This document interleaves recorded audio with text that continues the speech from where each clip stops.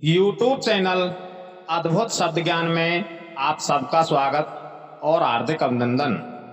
दोस्तों, कौन से ऐसे दो काम हैं जो व्यक्ति को नहीं करने चाहिए, या कौन सी ऐसी दो आदतें हैं जिनके होने से व्यक्ति अपने पतन की ओर अग्रसर हो जाता है।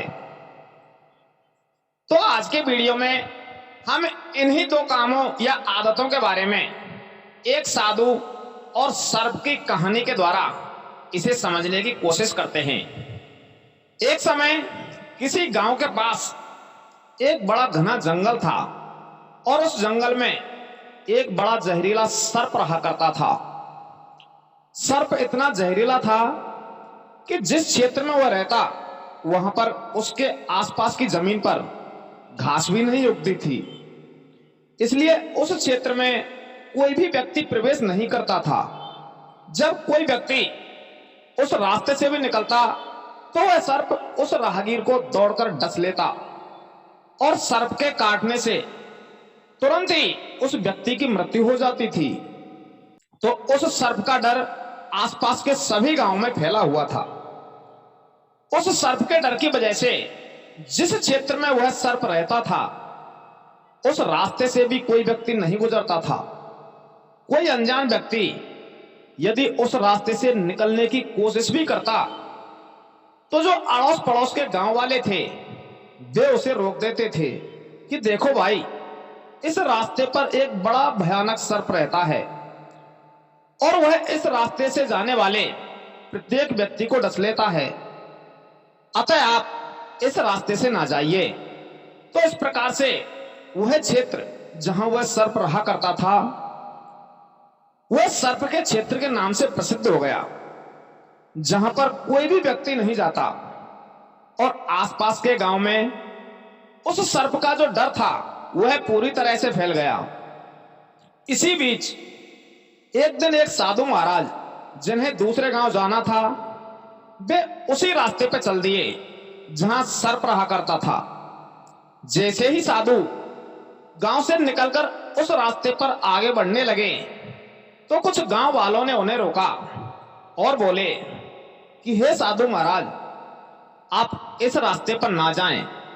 तो साधु बोले कि क्यों, क्या बात है, मैं तो इसी रास्ते पर जाऊंगा, मैं इस रास्ते पर क्यों नहीं जा सकता। तो वे गांव वाले बोले कि बाबा, इस रास्ते पर एक बड़ा भयंकर सर्प रहता है जो राहगीरों को दौड़कर डस लेता है। तो साधु बोले कि देखो बेटा, हम तो साधु महात्मा हैं, हमें मरने से भय नहीं लगता, मैं तो इसी रास्ते से जाऊंगा, आगे जो होगा वह सब प्रभु की मर्जी होगी। तो दोस्तों, जो साधु थे वे बड़े ही सिद्ध संत थे। वे उन सभी गांव वालों को उस सर्प के भय से मुक्त करना चाहते थे, इसीलिए वो उसी रास्ते पर जाना चाहते थे जिस रास्ते पर वह सर्प रहता था। वे सर्प को सबक सिखाने के लिए उसी रास्ते पर जाना चाहते थे। तो देखिए, वो साधु बाबा उसी रास्ते पर चल देते हैं जिस पर जंगल में वह सर्प रहा करता था। अब साधु को उसी रास्ते पर आगे बढ़ते देख गांव वाले सोचने लगे कि आज यह साधु उस सर्प के द्वारा अवश्य मारा जाएगा, यह तो जानबूझकर आत्महत्या करने पर तुला हुआ है। हमने इसे बार बार समझाया मगर यह साधु मानने को तैयार ही नहीं है। और आपस में बातें करने लगे कि चलो चलकर देखते हैं कि वह सर्प इस साधु बाबा को किस प्रकार से डसेगा। तो दोस्तों, इस प्रकार कौतूहलवश वो गांव वाले साधु महाराज के पीछे पीछे चल देते हैं। इधर साधु बाबा अपने हाथ में कमंडल को लिए चले जा रहे थे उसी रास्ते पर जिस पर वह सर्प रहा करता था, और गांव वाले भी कुछ दूरी बनाकर उस साधु के पीछे पीछे चलने लगे।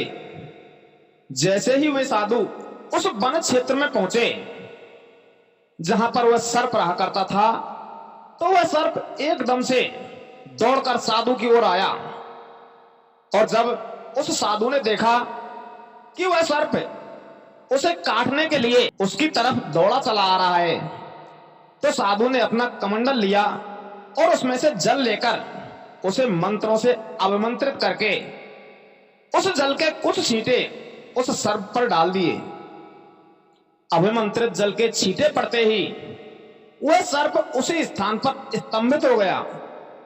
अब तो वह हिलडुल भी नहीं पा रहा था। और इस प्रकार से जो साधु थे वो धीरे धीरे सर्प के बिल्कुल पास पहुंच गए, नजदीक पहुंच गए और उससे बोले कि हे सर्प, तुम मेरी एक बात सुनो कि ये आसपास के जो गांव वाले हैं ये सभी तुमसे नफरत करते हैं, तुम्हें कोसते हैं, तुम्हें गालियां देते हैं और यहां तक कि ये सब के सब तुम्हें मार डालना चाहते हैं। तुम ऐसे कार्य क्यों करते हो? तो सर्प बोला, बाबा, ये गांव वाले मुझे क्यों कोसते हैं, क्यों मार डालना चाहते हैं? तो साधु बोले कि तू इस रास्ते से निकलने वाले किसी व्यक्ति की तो क्या बात करें, तू तो किसी पशु पक्षी को भी नहीं छोड़ता, सबको डस लेता है जिससे उनकी मौत हो जाती है और इसीलिए ये लोग तेरे दुश्मन बने हुए हैं। तो सर्प बोला कि बाबा, मैं ऐसा क्या करूं जिससे ये लोग मुझे गालियां ना दें, मुझे मारना नहीं चाहें? तो साधु बोले कि तू आज से किसी भी मानव या पशु पक्षी किसी को भी डसना बंद कर दे। तू किसी को भी डस मत और फिर देख यही गांव वाले तुझे बड़े प्रेम से रखेंगे। तो सर्प बोला कि ठीक है महाराज, मैं आपकी इस बात को मान लेता हूं, अब मैं किसी को भी नहीं डसूंगा। तो दोस्तों, इस सारे घटनाक्रम को वे जो गांव वाले उस साधु महाराज के पीछे पीछे आए थे, वे कुछ ही दूरी पर खड़े हुए इस सब को होता हुआ देख और सुन रहे थे। तो वो धीरे धीरे उस साधु और सर्प के पास आ जाते हैं, जहां पर साधु महाराज उस सर्प को समझा रहे थे, शिक्षा दे रहे थे। सर्प से किसी को भी ना डसने का वचन लेकर के साधु महाराज गांव वालों से बोले कि अब आप इस रास्ते पर आराम से आ जा सकते हो, अब यह सर्प किसी को भी नहीं सताएगा और ना ही किसी को डसेगा। इतना कहकर वे साधु महाराज वहां से चले जाते हैं अपनी तपस्या करने के लिए। और इधर जब गांव वालों को इस बात का पता चल गया कि सर्प ने डसना छोड़ दिया है, तो उसी गांव के कुछ बच्चे वहां जंगल में आते हैं और उस सर्प को अपने साथ उठाकर अपने घर ले आते हैं, उसके साथ खेलते हैं, उसे दूध पिलाते हैं और फिर वापस उस सर्प को वहीं जंगल में छोड़ देते हैं। कुछ समय बाद तो गांव के कुछ बच्चे उस सर्प को गेंद की भांति उछालते और सर्प जब ऊपर से एकदम नीचे गिरता तो उसे चोट लग जाती थी। अब तो सर्प का हाल बेहाल होने लगा, वह सर्प बड़ा दुखी रहने लगा। उन बच्चों से दूर जाकर जब वह सर्प कहीं छिप जाता तो बच्चे पुनः उसे ढूंढ लाते और फिर से उसे गेंद बनाकर खेलने लगते।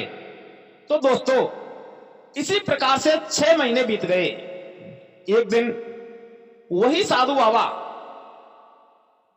अपनी तपस्या से वापस लौट रहे होते हैं। तो लौटते हुए साधु के मन में विचार आया कि मैं सर्प को देखकर चलता हूं कि क्या उसने अभी तक लोगों को काटना छोड़ा है या नहीं। तो ऐसा विचार करके वह साधु महाराज उसी जंगल की ओर चल देते हैं। जंगल में प्रवेश करते ही कुछ गांव वालों ने साधु को पहचान लिया कि ये तो वही साधु महाराज हैं जिन्होंने हमें उस सर्प से मुक्त कराया है। तो वे लोग साधु के पास आए और बोले कि हे साधु महाराज, आपने बड़ा अच्छा काम किया कि उस सर्प ने आपके कहने से लोगों को डसना छोड़ दिया, अब हम बड़े आराम से रह रहे हैं। तो बाबा बोले, अच्छी बात है, मैं एक बार उस सर्प से मिलना चाहता हूं, वह सर्प मुझे कहां मिल सकेगा। तो वे गांव वाले साधु को उसी स्थान पर ले आते हैं जहां पर वह सर्प रह रहा था। उस स्थान पर आकर साधु ने देखा कि कुछ बच्चे उस सर्प से खेल रहे हैं। उन्होंने सर्प की गेंद बना रखी है और वह सर्प यहां से वहां एक स्थान से दूसरे स्थान पर लुढ़कता हुआ जा रहा है। तो साधु ने उन बच्चों को अपने पास बुलाया और कहा कि इस सर्प को मेरे पास लाओ। तो वे सर्प को साधु के पास ले आते हैं। तो वो साधु महाराज उस सर्प से पूछते हैं कि बेटा बताओ, तुम अब पहले की बजाय अच्छे से तो रह रहे हो, तुम्हें अब कोई परेशान तो नहीं करता? तो वह सर्प बोला, बाबा अब मेरी स्थिति बड़ी खराब है। ये बच्चे मुझे उठा ले जाते हैं और पूरे दिन मुझे गेंद बनाकर खेलते हैं।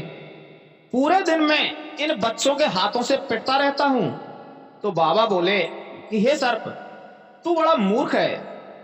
अरे मैंने तो तुझे किसी को खाने के लिए मना किया था, मैंने तुझे फुफकारने के लिए मना थोड़े ही किया था कि तूने तो फुफकारना भी छोड़ दिया। तूने तो अपने अस्तित्व को ही मिटा दिया है। तू तो इतना सीधा हो गया कि ये छोटे छोटे बालक तुझे दिन भर परेशान करते हैं। और हो सकता है कि किसी दिन खेल ही खेल में ये बालक तुझे मार भी दें।